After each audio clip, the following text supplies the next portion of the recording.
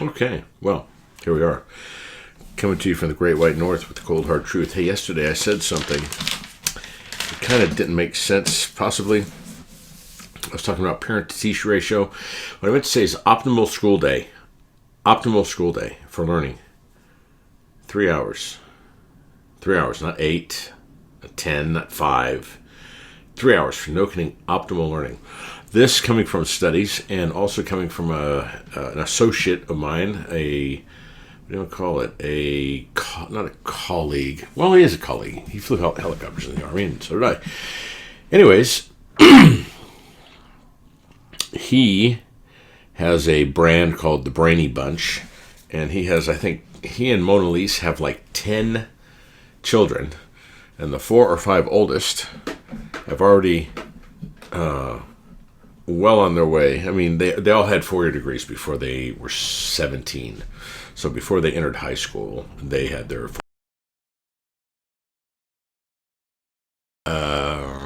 business and not fluffy. Anyways, you can check them out. Called the Brainy Bunch. That's what I wanted to talk about. Correct from last night.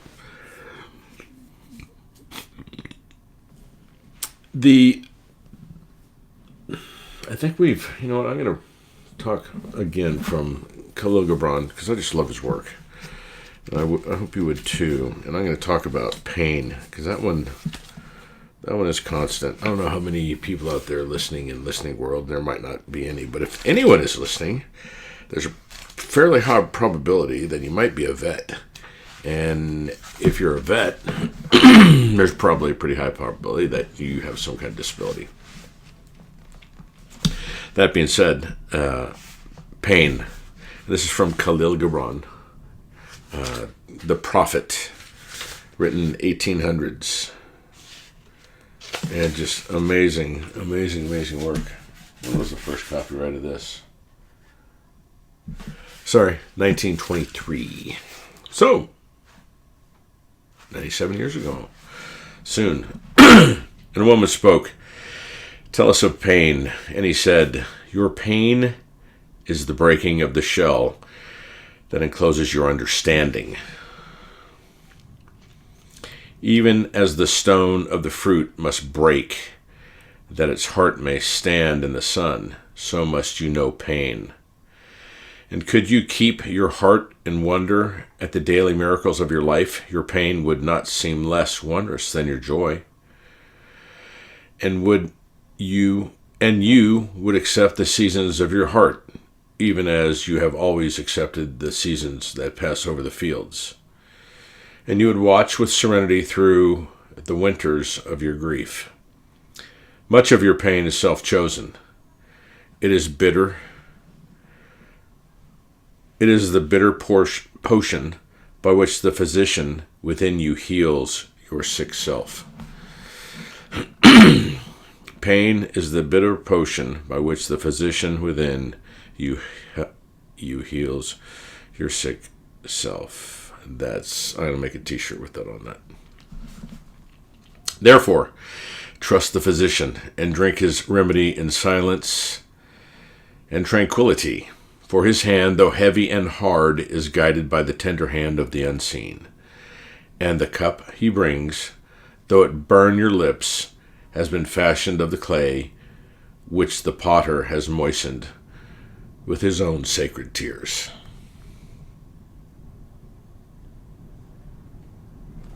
Anyways, that's pretty heavy.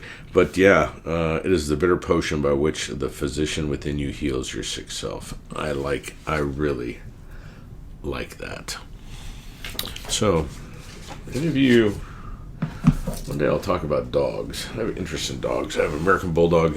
I've had all kinds of dogs. Shepherds, Dobermans. And American Bulldog is by far the most athletic by far, which is hard to believe. I thought my German Shepherd was fast. Anyways, yeah, so I have Conan. Anyways, dogs. I don't want to turn into a rambling session. I'd like to keep this focused on kids and family court reform because family court is kangaroo court, and basically once you walk in there, they strip you of your constitutional rights. And ask me how I know. If they could throw you in prison because you owe a debt, that basically nullifies, I think, the Ninth Amendment that abolished debtors' prisons. I fail to see what you don't understand about this. So, anyways, I hope everyone's having a good, getting ready for a good holiday season. Here is, if any of you ever wonder what I do or what I've been doing, I'm getting ready to launch a knife making video series, free, by D. Holder. He is that's annoying with the glasses, I guess. It is to me. So it must be to you. Dear friend of mine, he's 79 years old. He'll be 80 at the end of March. He's a Cutlery Hall of Fame knife maker. And there's 7 of them living, I think. There might be 6. Anyways, he turns 80 in March. And he's had 16 or 17 heart surgeries or procedures. So I don't know if I don't have to say much more. Dear friend, and he's a tough old bastard. But genetically, his heart and his smoking, which he admits, chain smoked for 25 years or something ridiculous, but him with a congenital heart disease of certain, things that are not healthy, not a normal heart, anyways, it's a project for him to thank him. And that's not to say I will not benefit some, but it doesn't matter. As long as one sells and he sees his product out there, it's cool. So it's called Making Knives the D. Holder Way. So I'll put a link on this when it's ready to launch. But I'm doing it through ClickFunnels. And if any of you guys ever think about it, just go to ClickFunnels. They give you like 2 months free to get off your ass and put something out there and see how it goes. Do it. Do it. Don't wait till you're old like me to finally figure that shit out. I've waited too many fucking years. Don't wait. Just do it. My wife and I had an interesting conversation about ego and fear, and I'll leave you with this one, something to think about. I remember one of the most frightened times I've ever been in my life. I mean, absolutely, positively certain I was going to die on that mission.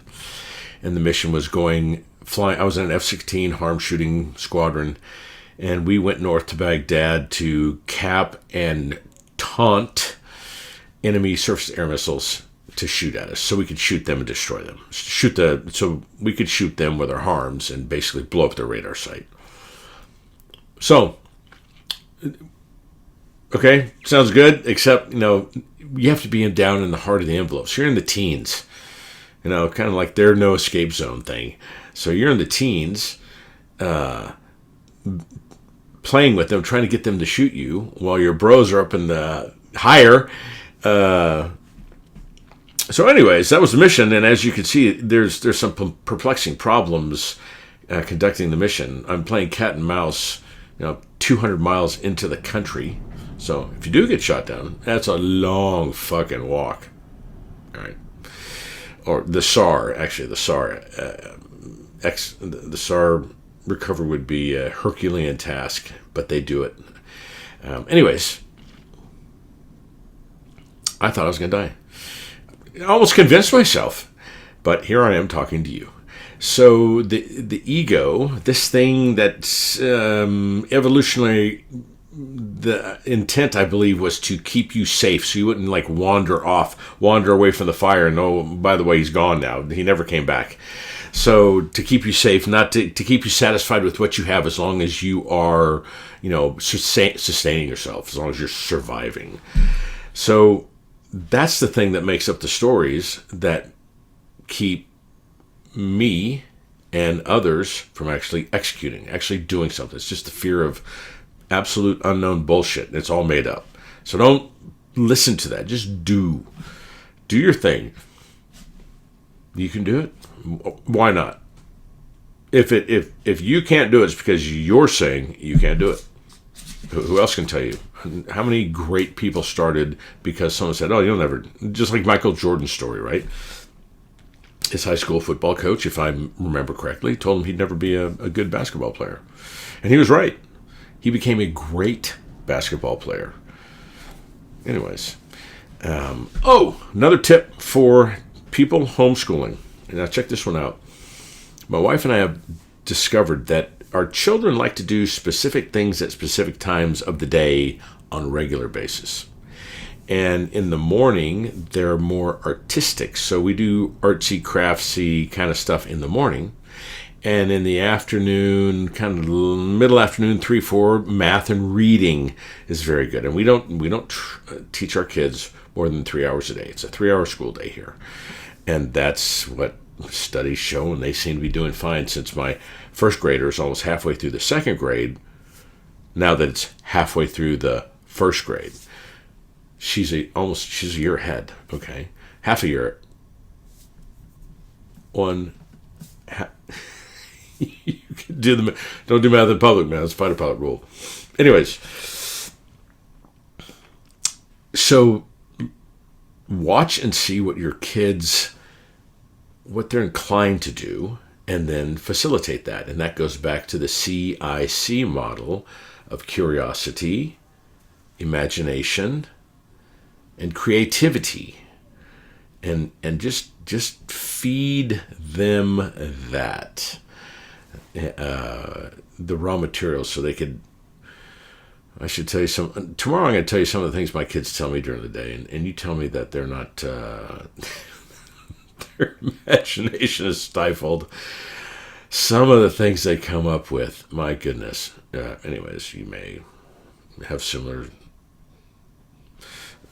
experiences, but children, yes, wonderful. So anyways, I hope you get some value out of some of those things, and I will be signing off from the Great White North with the Cold Hard Truth. Peace, love, Northern Lights. Be your best version of yourself, and encourage others to do the same. Peace, love, Northern Lights.